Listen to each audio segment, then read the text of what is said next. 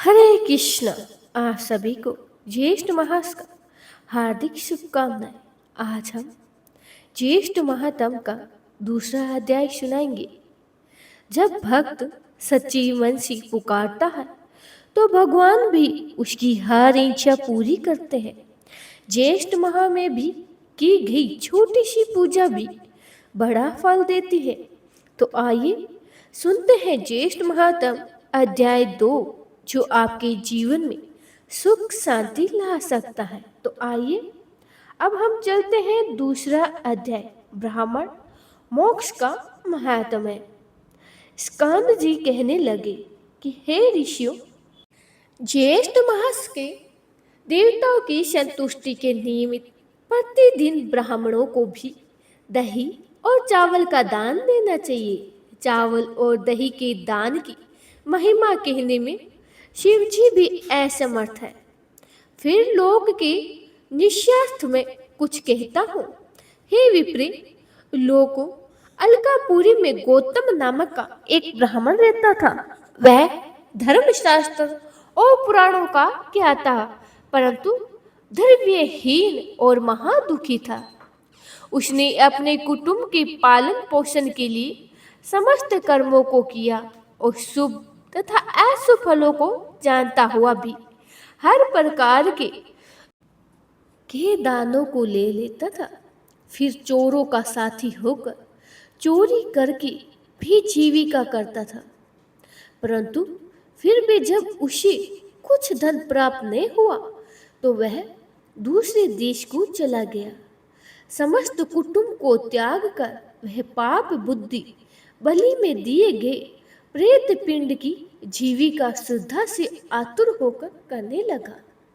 इस प्रकार शमशान में रहकर बलि खाने वाला के साथ सब कर्मों को त्याग कर बलि भोज करने लगा और शक्तिहीन वृद्धावस्था से जीर्ण तथा क्षीण आयु हो गया।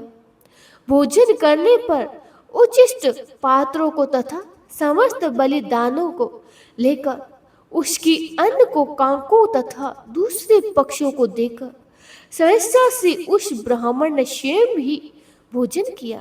इस प्रकार ज्येष्ठ मास में उसने बलिदान किया, किंतु जान कर नहीं किया।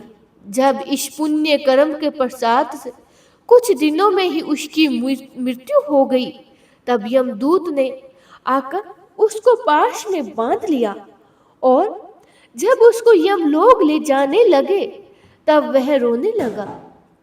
उसके रोने से यमदूत उसको मृत घरों में मारने लगे।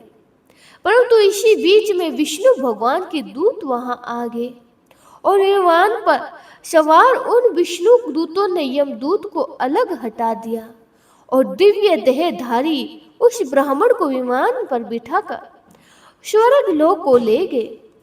यमदूत उस ब्राह्मण का सब वृत्तांत कहने के लिए यमराज के पास गए और कहने लगे, हे प्रभु, जब हम उस ब्राह्मण को लेने गए थे और लेकर आपके समीप आ ही गए थे, तब वहां पर विष्णु भगवान के पास आए और विष्णु गणों ने आकर हमको खूब मारा, क्योंकि वे लोग स्वामी से युक्त थे और हम नाथहीन हैं।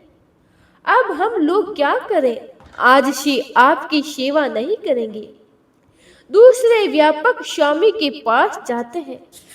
दूतों के ऐसे वचन सुनकर यमराज अत्यंत ही सुबुद्ध हुआ और शीघ्र ही भैंसे पर सवार होकर दंडधारी यमराज ने क्षण मात्र में वहां पहुंचकर विष्णु दूतों के सामने ही उनको भी ताड़ित किया।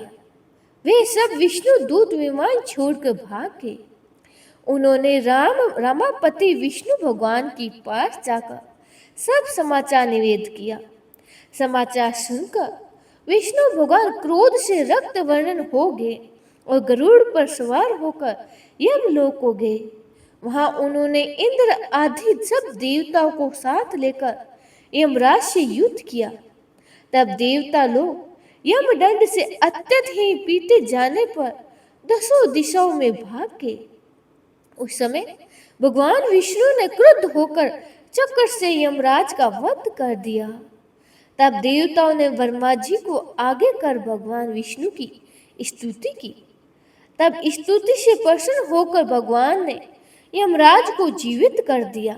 धर्मराज ने भी उस समय दिनेश विष्णु भगवान को प्रणाम करके कहा कि भगवान, मेरे अपराध को क्षमा करो।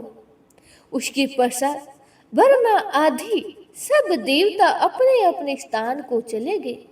तब अज्ञानवश भी उस ब्राह्मण ने दही और चावल का जो दान किया था, भगवान ने उसके प्रभाव का वर्णन किया है। यह अज्ञातवश ज्येष्ठ मास में दही और चावल के दान का फल है। यदि जानकर भी श्रद्धा से दान किया जाए तो उसका तो कहना ही क्या है।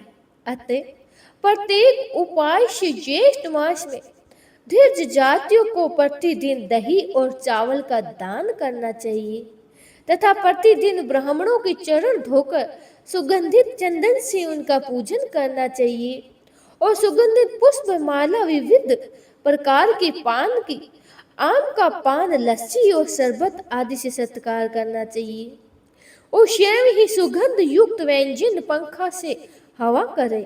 हे ब्राह्मणों, इस प्रकार जो भी ज्येष्ठ मास में स्नान, दान और पूजन आदि करते हैं वही लोग परम गति को प्राप्त होते हैं।